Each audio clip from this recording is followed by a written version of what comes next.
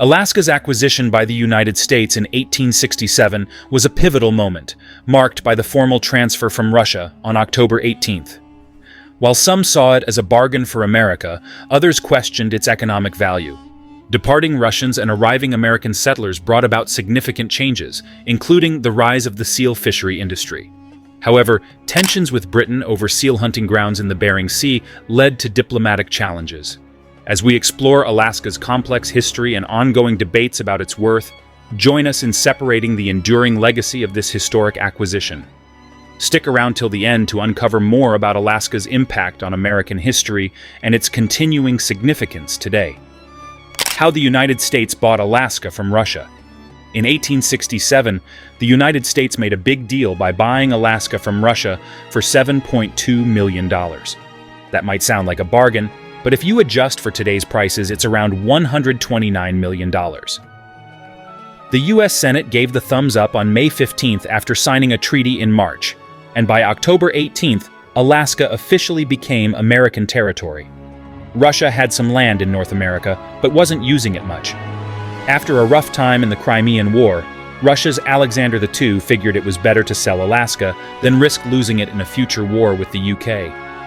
So, the U.S. Secretary of State, William Seward, talked with Russian diplomat Eduard de Stoeckl about buying Alaska after the Civil War.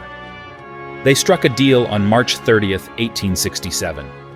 The U.S. got a massive chunk of land for just 36 cents per acre, adding over 500,000 square miles to its territory. Americans were excited about it, thinking Alaska could be an excellent base for trading with Asia. But not everyone was sold on the idea. Some folks called it Seward's Folly, or Seward's Icebox, thinking it was a waste of money. After the purchase, most Russians living there packed up and left. Alaska stayed pretty empty until the Klondike Gold Rush kicked off in 1896. It underwent a few name changes, starting as the Department of Alaska. The District of Alaska was established in 1884 and finally became the Territory of Alaska in 1912, before eventually becoming the state we know today in 1959. The story behind Alaska's acquisition by the United States. Back in the day, Russian America was a thing. It was settled by traders, fur trappers, and merchants who made their way through Siberia and arrived in Alaska around 1732. The Russian-American company got permission to hunt for fur in 1799, but they didn't exactly set up colonies. Instead, the Russian Orthodox Church sent missionaries to connect with the locals and built some churches. Even though only about 700 Russians were in an area twice the size of Texas, they were in charge. Fast forward to 1821, when Tsar Alexander decided to claim sovereignty over the Pacific coast of North America, above a certain latitude. This didn't sit well with the United States, especially Secretary of State John Quincy Adams, who didn't like the idea of Russia blocking American trade routes and expansion plans. So, they hashed out a treaty in 1824, in which Russia backed off a bit and agreed to let American ships into its ports. By the 1850s, things weren't looking great for Russia in Alaska. The sea otter population was almost wiped out, and they felt the pinch after losing big in the Crimean War. Plus, they saw the writing on the wall. If gold were found in Alaska, Americans and Canadians would swarm in and take over. To top it off, they worried about the British eyeing Alaska as a potential conquest in future conflicts. So, in 1857 and 1858, they offered to sell Alaska to the United States to throw a wrench in Britain's plans. But Washington wasn't biting, mainly because their hands were complete with their problems, like the looming threat of a civil war. How Russian America became a U.S. territory. Let's take a trip back to 1857, when Grand Duke Constantine, the younger brother of the Tsar, started advocating for Russia to hand over Alaska to the United States.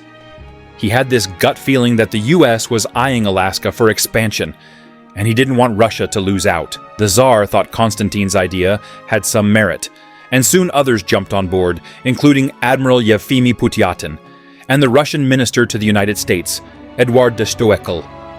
But there were different opinions on how to go about it.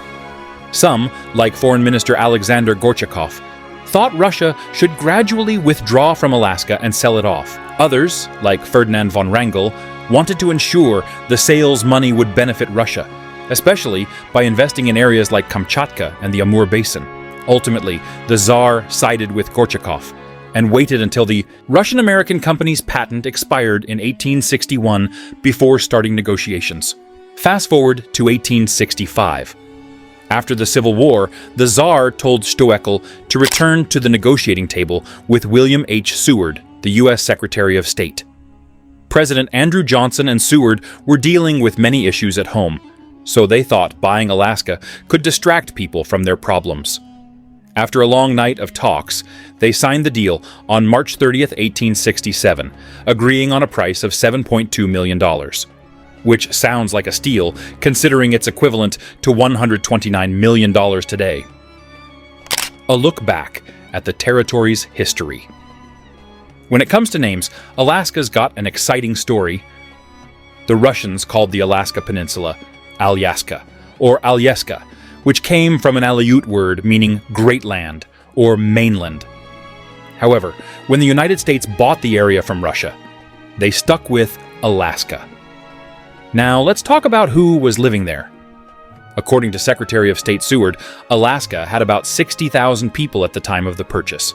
Most were Inuit or Alaska natives, with only around 10,500 under direct Russian control.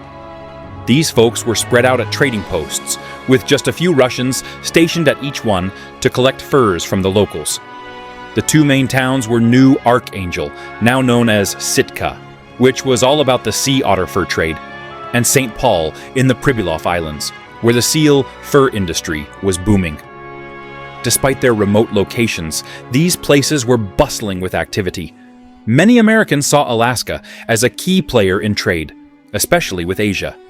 They believed it would be a strategic base for expanding American power into the Pacific. Senator Charles Sumner even compared the acquisition of Alaska to European colonial conquests, showing just how important they thought it was. And when the Senate voted on the treaty to acquire Alaska, it passed with flying colors, 37-2. Controversy surrounding the Alaska purchase. Back in 1867, there was this big purchase of Alaska, right? Well, some people thought it was fishy, but most Americans were cool with it. Despite what you might hear, many newspapers were on board or didn't care. Sure, some skeptics called it names like Seward's Folly, but many saw the potential. They figured Alaska could be a goldmine for resources and could help with trade and stuff. Still, some thought it was a wrong move. They worried about the cost, managing the new territory, and if it was even worth it. The debate heated, especially with folks like Horace Greeley throwing shade at the New York Tribune. Some saw it as America just being greedy, while others saw it as part of our destiny to expand. Alaska's transition to American hands back.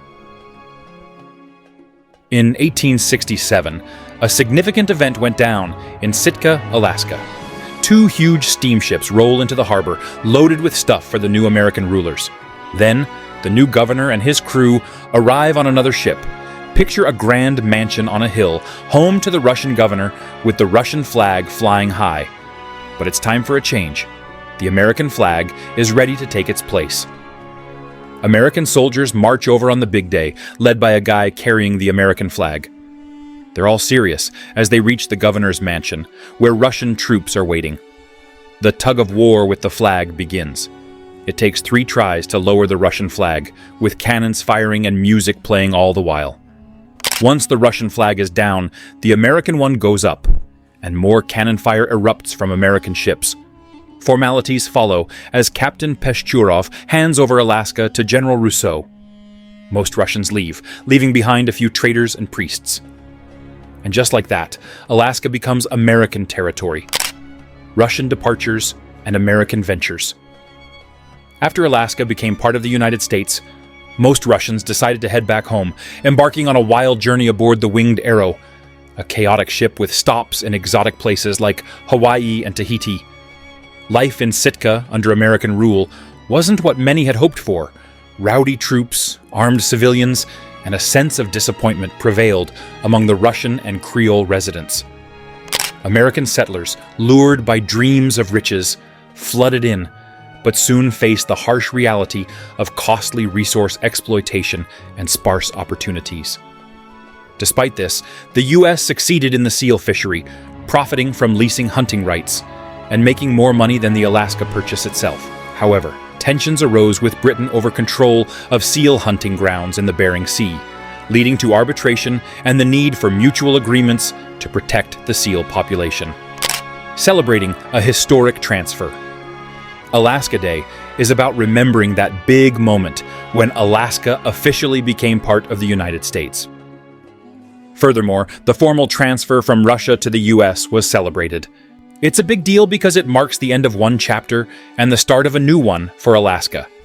Back then, they were using the Julian calendar in Russia, which was a bit behind the times. But with the transfer, Alaska switched to the Gregorian calendar, which we use today.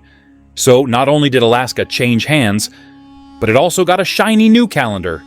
And hey, Alaska Day isn't just any old holiday. It's a day off for all state workers, a chance to reflect on the history and heritage of this vast and diverse state. But here's the thing.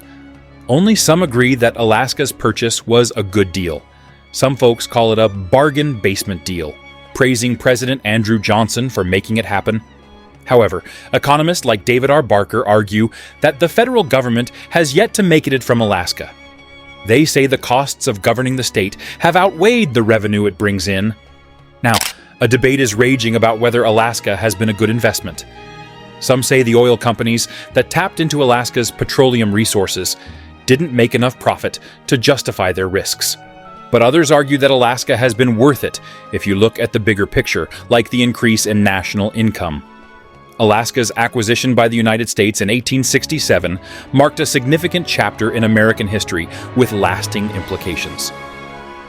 While the purchase sparked debates over its economic value and strategic importance, it ultimately led to profound changes in the region, from the departure of Russian settlers to the influx of American pioneers. As we reflect on Alaska's journey from Russian territory to American statehood, one question lingers: was the acquisition of Alaska indeed a worthwhile investment for the United States? What do you think? Let us know in the comments below. Thanks for tuning into today's video. If you enjoyed what you saw, don't forget to hit the like button on my channel, World History Explored, and ring the notification bell so you never miss our upcoming videos. Your support means a lot to us. Take care until the next one, and feel free to drop a comment sharing your thoughts. See you soon.